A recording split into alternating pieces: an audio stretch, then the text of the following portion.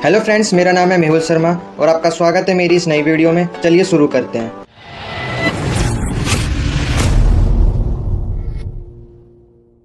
दोस्तों, पिछली वीडियो में हमने concept and evolution of HRM तक पढ़ लिया था। अब हम पढ़ने वाले हैं role, status and competency of HR manager. तो सबसे पहले हम देखते हैं कि जो एचआर मैनेजर होता है उसके क्या क्या रोल होते हैं। तो देखिए, जो एचआर मैनेजर होता है उसके 3 रोल होते हैं। पहला होता है एडमिनिस्ट्रेटिव रोल, दूसरा होता है ऑपरेशनल रोल, तीसरा होता है स्ट्रेटेजिक रोल। तो बारी बारी हम तीनों रोलों को समझेंगे। तो पहला है हमारा एडमिनिस्ट्रेटिव रोल। तो देखिए, जो एडमिनिस्ट्रेटिव रोल होता है, जैसे कि हमारी गवर्नमेंट है, जैसे उसका रोल है वैसे ही एचआर मैनेजर का भी रोल होता है। ये जैसे गवर्नमेंट हमारे लिए क्या करती है, रूल और रेगुलेशन बनाती है, पॉलिसीज बनाती है, वैसे ही जो एचआर मैनेजर होता है वो कंपनी के लिए, ऑर्गेनाइजेशन के लिए कई सारी पॉलिसीज बनाता है, कई सारे रूल बनाता है, रेगुलेशंस बनाता है, कई सारी चीजें वो बनाता है, गाइडलाइंस जारी करता है। तो देखिए, पहला रोल है पॉलिसी मेकर। जो एचआर मैनेजर होता है वो पॉलिसीज बनाता है अपनी ऑर्गेनाइजेशन के लिए। तो देखिए, जो मैनेजर होता है, जो पॉलिसीज बनाता है, वो किस किस के बेसिस पे बनाता है, एक्वाजिशन के ऊपर, रिटेंशन के ऊपर, बैगेज के ऊपर पॉलिसी बना सकता है, salary, administrative, welfare activities, personal record, working condition, तो ऐसी कई सारी चीजों पर वो कई सारी पॉलिसीज बना सकता है। दूसरा रोल है एडमिनिस्ट्रेटिव एक्सपर्ट। तो देखिए, जो एचआर मैनेजर होता है उसका मेनली काम क्या होता है, रिकॉर्ड को अच्छे से मेंटेन करना। वो कई सारे रिकॉर्ड हो सकते हैं, जितने भी एम्प्लॉइज है उनकी फाइल्स हो गई, है ना, जितना भी डाटाबेस है उसको अच्छे से मैनेज करना, और जितने भी बेनिफिट्स हैं, है ना, उनको क्लेम करने का प्रोसीजर, जितने भी और प्रोसीजर होते हैं, और जितना भी रिकॉर्ड है उसको अच्छे से मेंटेन करना। तो ये उसका होता है एडमिनिस्ट्रेटिव रोल होता है। अगला है हाउस कीपर। तो जैसे कि जो हाउस कीपर होता है वो अपने घर को मैनेज करके रखता है, वैसे ही जो मैनेजर होता है वो अपनी कंपनी को अच्छे से मैनेज करके रखता है। अब वो मैनेज करने के लिए कई सारी चीजें करता है, जैसे कि लोगों को एम्प्लॉयमेंट देता है, लोगों को हायर करता है, उनकी सैलरी वगैरह तय करता है ना, उनकी जो भी छुट्टी वगैरह उनको तय करता है, कितनी छुट्टी होनी चाहिए, कितने घंटे आप काम करेंगे, कितनी सैलरी आपको मिलेगी, है ना, और जो भी सारी चीजें हैं वर्कर से जुड़ी हुई, कंपनी से रिलेटेड, तो सारी वो चीजें मैनेज करता है। अगला रोल है काउंसलर का। तो देखिए, जो एचआर मैनेजर होता है उसकी ये जिम्मेदारी होती है कि जो भी एम्प्लॉय उसकी कंपनी में काम कर रहा है, उसकी कोई भी प्रॉब्लम है, वर्क से रिलेटेड, करियर से रिलेटेड या हेल्थ से रिलेटेड, उसकी फैमिली में कोई बीमार है, उसकी फैमिली, मतलब एचआर जो होता है ना उसको पता होना चाहिए कि जो भी एम्प्लॉय काम कर रहा है उसकी फैमिली में कितने मेंबर हैं, कोई बीमार तो नहीं, कोई सीरियस तो नहीं चल रहा है, पूरी जानकारी उसको लेनी चाहिए, और उनको जो भी प्रॉब्लम है उसको कम करने की कोशिश करनी चाहिए, और उनको प्रॉब्लम को सॉल्व करने की कोशिश करनी चाहिए। अगला रोल है वेलफेयर ऑफिसर। तो देखिए, जब मैं आपको एवोल्यूशन के बारे में पढ़ा रहा था तो मैंने आपको बताया था कि जो लेबर ऑफिसर होता है वही कौन होता है, एचआर मैनेजर होता है। तो इस एचआर मैनेजर को ही वेलफेयर ऑफिसर भी कहा जाता है। क्योंकि ये क्यों होता है, ये लोगों के लिए होता है, एम्प्लॉयज के लिए होता है, उनके वेलफेयर के लिए होता है, क्योंकि ये जो भी उनकी दिक्कत है उनको सॉल्व करता है ना, उनकी कोई सैलरी कम है तो उनको बढ़वाता है, जो भी उनकी समस्या उनको सॉल्व करता है, उनकी हेल्थ का ध्यान रखता है, उनकी फाइनेंशियल स्टेटस का ध्यान रखता है ना, उनकी मेंटल हेल्थ का, उनकी फिजिकल हेल्थ का ध्यान रखता है। तो ये जो एचआर मैनेजर होता है वो एक वेलफेयर ऑफिसर के लिए भी तरह से काम करता है। अगला है लीगल कंसल्टेंट। तो देखिए, जो एचआर मैनेजर होता है वो कंपनी के लिए ना कानून की सलाहकार के तौर पर भी काम करता है। जैसे कि उसको जो भी केसेस वगैरह हो गए, कंपनी के जितने भी डिस्प्यूट्स हो गए, तो उनको सबको सॉल्व कौन करता है, एचआर मैनेजर ही करता है। जो भी केस है, जो भी मान लीजिए कंपनी के एम्प्लॉइज है उनके बीच में झगड़ा हो गया, उनके बीच में कोई केस हो गया, तो उसको भी कौन देखता है, एचआर मैनेजर देखता है। तो वो क्या करता है, वो कानूनी सलाहकार के तौर पर भी नियुक्त होता है, यानी काम करता है। अब हमने एडमिनिस्ट्रेटिव रोल देख लिया, अब हम देखेंगे ऑपरेशनल रोल क्या क्या है। तो देखिए, पहला रोल होता है रिक्रूटर का। तो रिक्रूटर को हम बोलते हैं भर्ती करता। जो जॉब के लिए भर्ती करता है ना, आपको पता है जो एचआर मैनेजर होता है वो इंटरव्यू लेता है, मतलब जो फ्रेशर्स होते हैं ना, जो भी अप्लाई करते हैं जॉब के लिए, उनका जो इंटरव्यू वो एचआर मैनेजर ही रहता है। वो उनकी काबिलियत देखता है, उनका एक्सपीरियंस वगैरह देखता है ना, उनका इंटरव्यू लेता है, फिर वो सिलेक्ट करता है कि ये जॉब के लिए कैपेबल है कि नहीं है। तो जो एचआर मैनेजर होता है वो रिक्रूटर का काम करता है। अगला रोल है उसका ट्रेनर, डेवलपर एंड मोटिवेटर। तो देखिए, जो एचआर मैनेजर होता है जब वो फ्रेशर्स को भर्ती करता है ना, तो जो फ्रेशर्स होते हैं उनको नहीं पता कि हमें क्या काम करना है। तो जो एचआर मैनेजर होता है उसकी जिम्मेदारी होती है कि वो उनको बताए, उनको ट्रेन करे कि आपको ये काम ऐसे करना है, ऐसे नहीं करना है, उनको गाइड करे, है ना, उनको एक मार्गदर्शन करे, और उनको मोटिवेट भी करे काम के लिए कि आप ये काम कर सकते हैं, उनको हमेशा मोटिवेटेड रखे काम के प्रति। तो जो मैनेजर होता है उसका ये रोल होता है कि जो भी नए एम्प्लॉइज है उनकी स्किल को डेवलप करना और उनको हमेशा मोटिवेटेड रखना। अगला रोल है लिंकिंग पिन।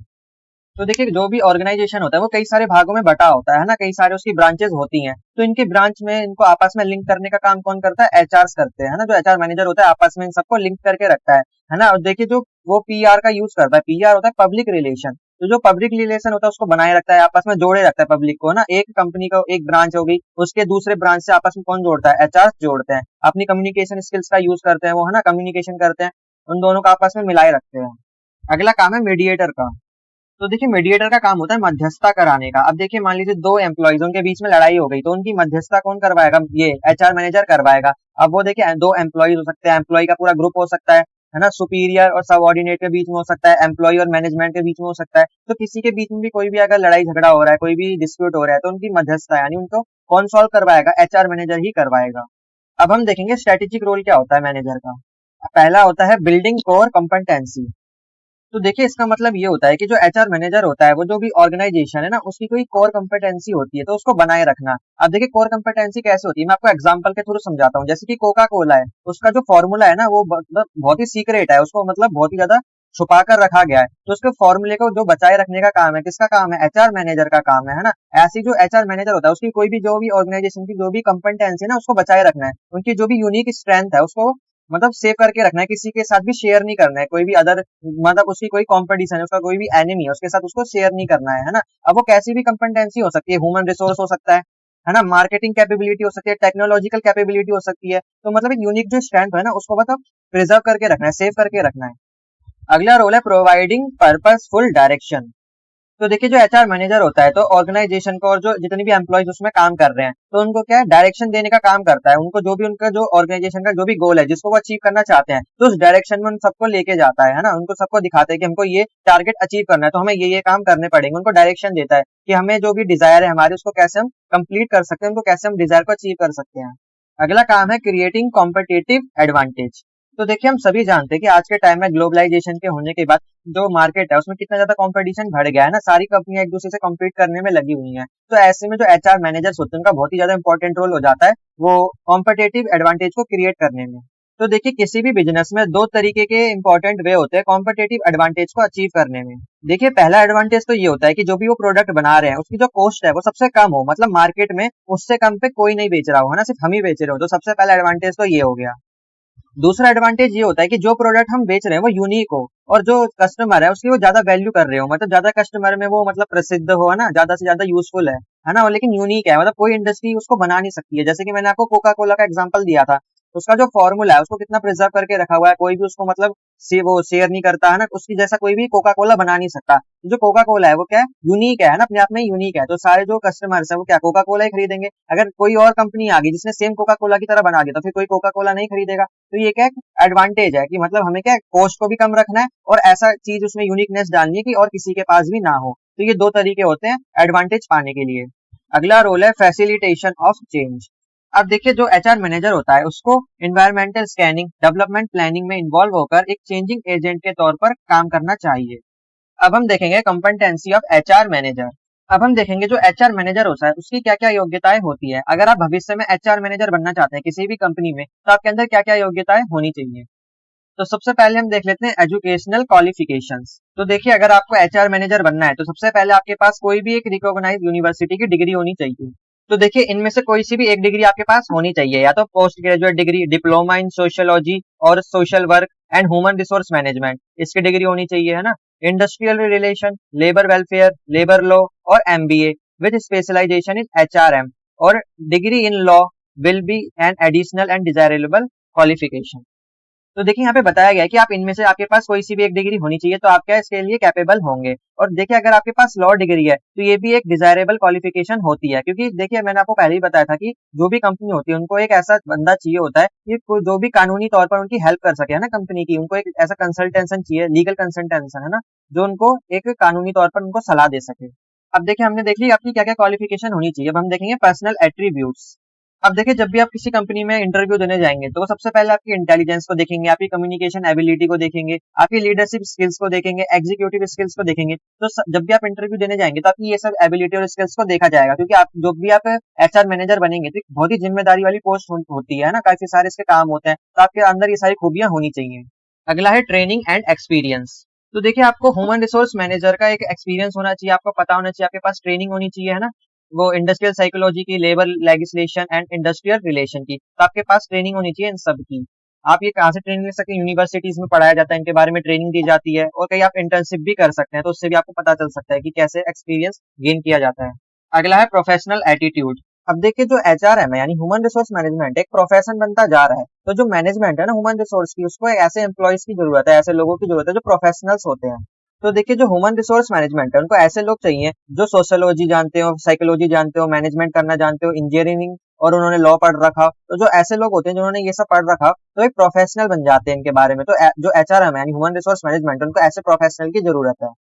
अगला है स्टेटस ऑफ एचआर मैनेजर। अब जो एचआर मैनेजर है उसका स्टेटस क्या क्या होता है। पहला है द पुलिसमैन।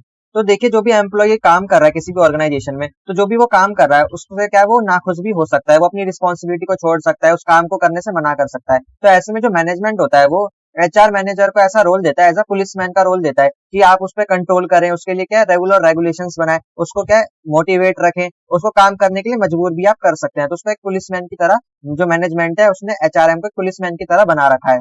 अगला है द लॉ मैन। तो देखिए एक वेलफेयर स्टेट बनाने के लिए कई सारे रूल और रेगुलेशन बनाए जाते हैं जिससे जो एम्प्लॉइज है उनके इंटरेस्ट को प्रोटेक्ट किया जाए।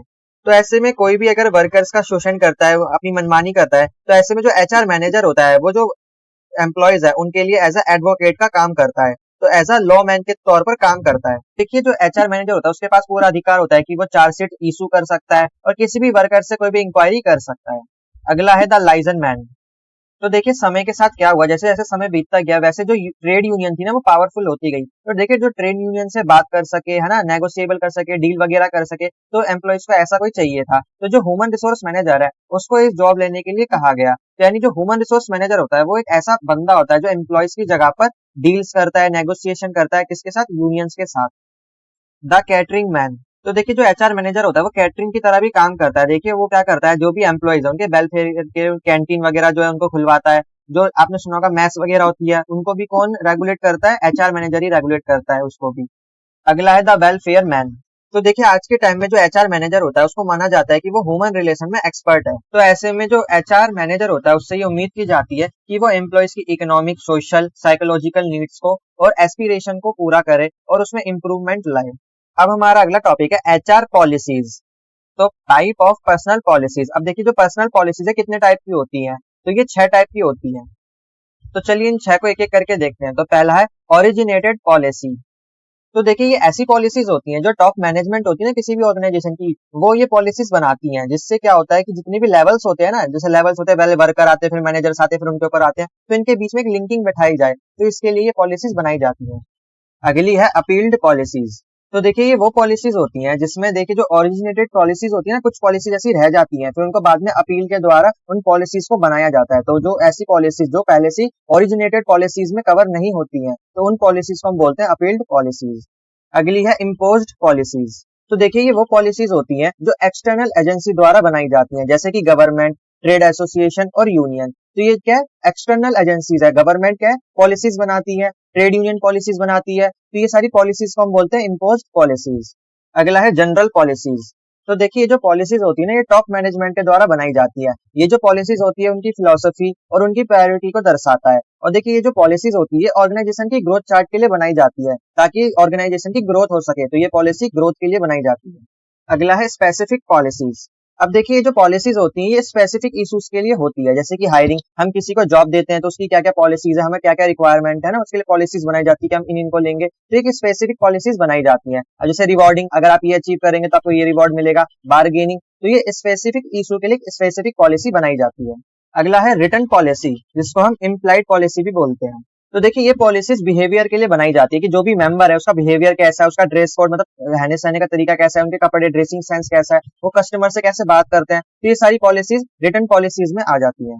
अगर एग्जांपल के तौर पे बताऊं तो जैसे कि आप स्कूल में देखते होंगे कि नाखून वगैरह कटे होने चाहिए, टाई वगैरह सही होनी चाहिए, पूरी ड्रेस आपकी प्रॉपर होनी चाहिए ना, शूज पॉलिश होने चाहिए, तो ये सारी क्या रिटर्न पॉलिसीज होती है। जैसे स्कूल की पॉलिसीज होती है वैसी कंपनी की, ऑर्गेनाइजेशन की भी पॉलिसीज होती है। अब आपने ये सारी पॉलिसीज पढ़ ली, अब हम पढ़ेंगे इस पॉलिसीज के एडवांटेजेस क्या क्या हैं। पहला एडवांटेज है डेलीगेशन।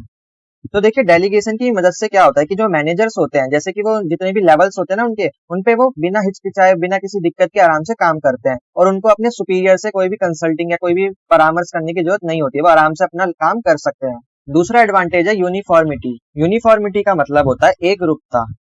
तो देखिए पॉलिसीज से क्या होता है, जितने भी डिफरेंट टाइप के लोग होते हैं और जितने भी डिफरेंट टाइप के ग्रुप होते हैं, चाहे वो एम्प्लॉयमेंट वर्कर या मैनेजर्स हो गए, जितनी भी ऑर्गेनाइजेशन होती है उनकी क्या है जो चॉइस होती है वो सिमिलर हो जाती है जब भी वो किसी सिमिलर सिचुएशन को फेस करते हैं। तो देखिए एग्जांपल के रूप में बताऊं तो जैसे मैनेजर्स हो गए, वर्कर्स हो गए, अब उनकी क्या सिमिलर चॉइस हो जाएगी। अगर उनको क्या अपनी कंपनी का ग्रोथ करना है तो देखिए उनकी जो सिचुएशन है वो क्या सिमिलर है, तो उनकी जो चॉइस है वो भी सिमिलर हो जाएगी। अगला एडवांटेज है बेटर कंट्रोल। देखिए पॉलिसीज से क्या होता है कि सब पे एक बेहतर कंट्रोल होता है, क्योंकि सब मेंबर को पता है हमें कैसे अपने लक्ष्य को, अपने ऑर्गेनाइजेशन के ऑब्जेक्टिव को अचीव करना है। तो पॉलिसी जो ऑर्गेनाइजेशन की ऑब्जेक्टिव है ना उनको अचीव करने में हेल्प करती हैं।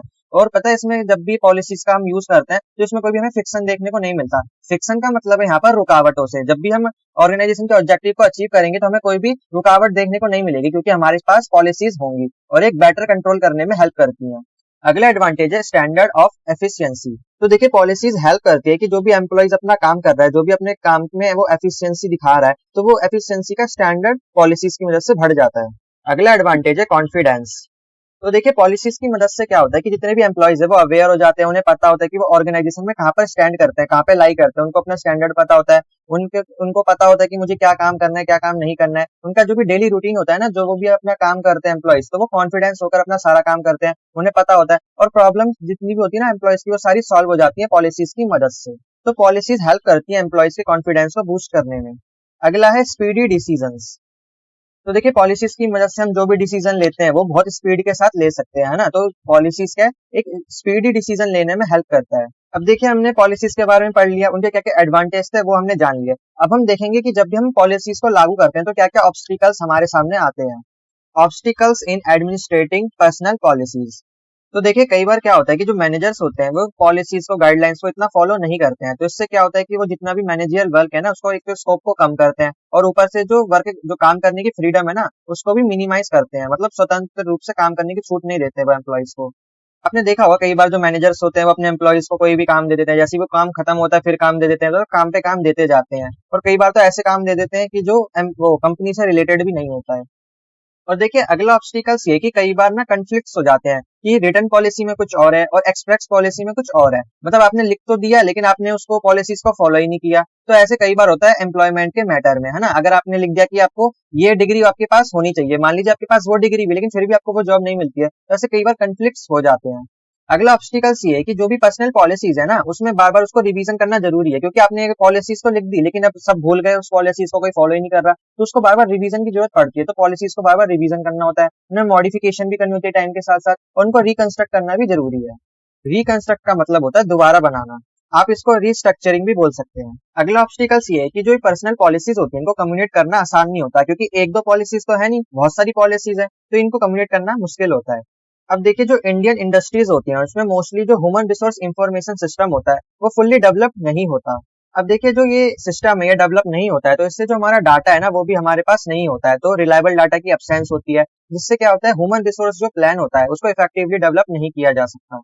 अब देखिए मैन पावर प्लानिंग, जो मैन पावर प्लानिंग है वही ह्यूमन रिसोर्स प्लानिंग है। तो देखिए ह्यूमन रिसोर्स प्लानिंग एक टाइम कंज्यूमिंग और एक एक्सपेंसिव एक्सरसाइज है, मतलब इसमें देखिए टाइम भी ज्यादा लगेगा और पैसा भी ज्यादा लगेगा, तो ये भी एक ऑब्स्टिकल्स है। अब हम देखेंगे कवरेज ऑफ पर्सनल पॉलिसीज। तो पहला है सोशल रिस्पॉन्सिबिलिटी। तो इसमें देखिए क्या क्या कवर होता है, equity, consideration, quality of work life. देखिए पहली रिस्पॉन्सिबिलिटी है इक्विटी, मतलब सबके साथ समान व्यवहार करना, सबके साथ फेयरली और जस्टिसली बिहेव करना। दूसरा है कंसिडरेशन। कंसिडरेशन मतलब होता है विचार। तो जब भी कोई विचार करा जाए तो जो भी इंडिविजुअल है, जो भी एम्प्लॉय है, उसके सर्कमस्टांसेस को देखा जाए, जैसे कि उसकी सीनियरिटी है ना, प्रोस्पेक्ट्स, सेल्फ रिस्पेक्ट। तो जब भी कोई डिसीजन लिया जाए तो इस सबको ध्यान में रखकर डिसीजन लिया जाए। अगला है क्वालिटी ऑफ वर्क लाइफ।